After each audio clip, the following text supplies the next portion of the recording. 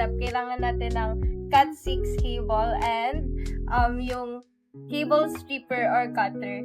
So, ang gagawin lang naman is, maikli lang ikakat natin, isi-strip natin siya para yun yung papasok dun sa RJ45 cap. So, ayan.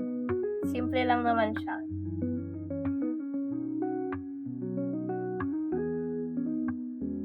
Ganon din yung gagawin natin sa kabilang banda.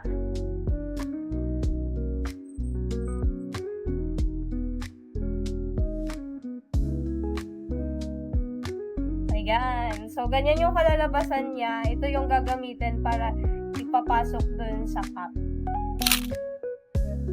Ang next step po natin ay paghihiwalayin natin yung mga wire dito sa loob ng Cat6 cable, tapos ikakat natin yung divider sa loob.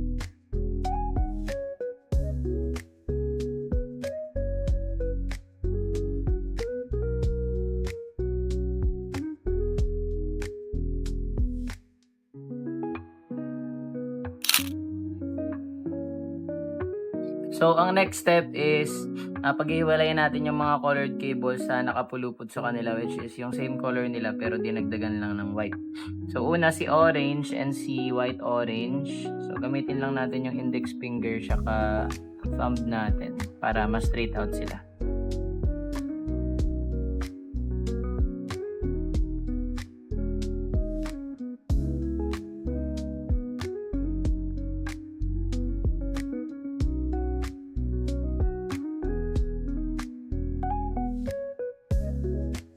Light brown. Tapos pagpapantayin lang natin sila in order sa ating alignment sa RJ45.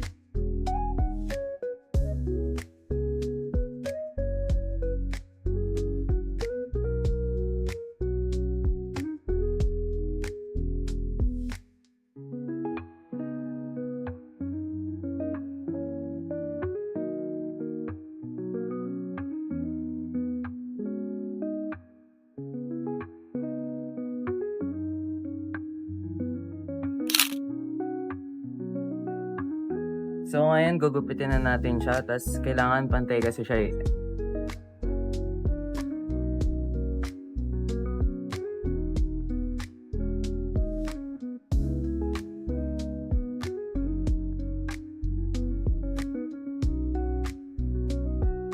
Ayan, nakikita nyo, pantay na. Okay, magkakabit na ng RJ45.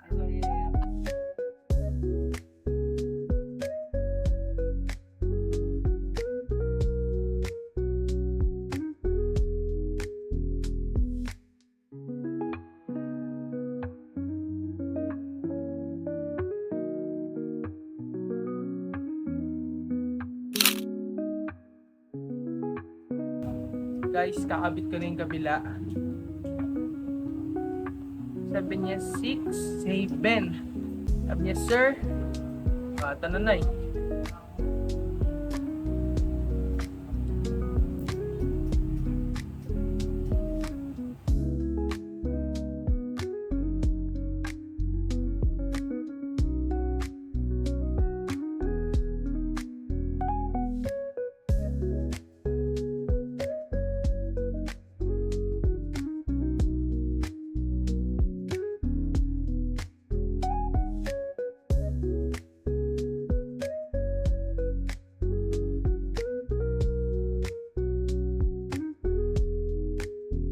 Ngayong nagawa na natin yung mga basic steps, which is yung pagsistrip ng wires, pagpapantay ng mga ito, and pagkat para magpantay sila, tapos pagpasok sa RJ45 and pagkikrip, pwede na nating i-testing yung ating straight cable.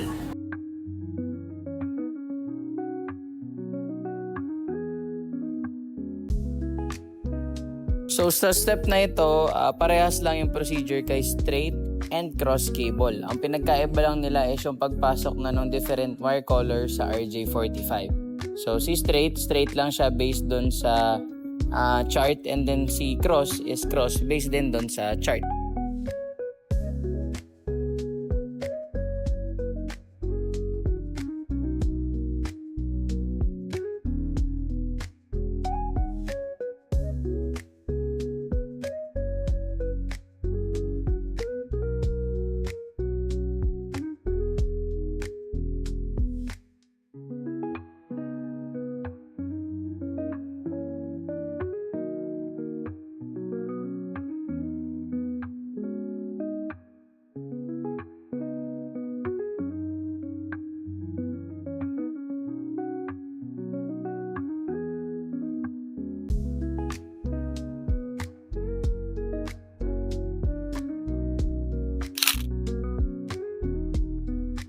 ito yung crossover.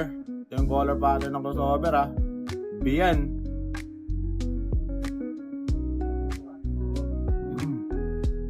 Napasok ko na ha.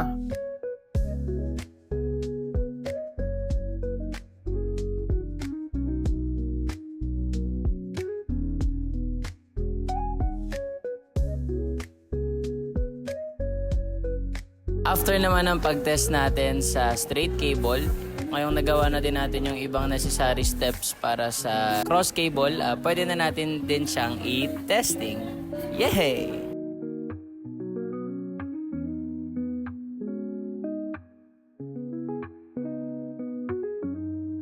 Yun lamang po. Tapos na. Alright. Thank you.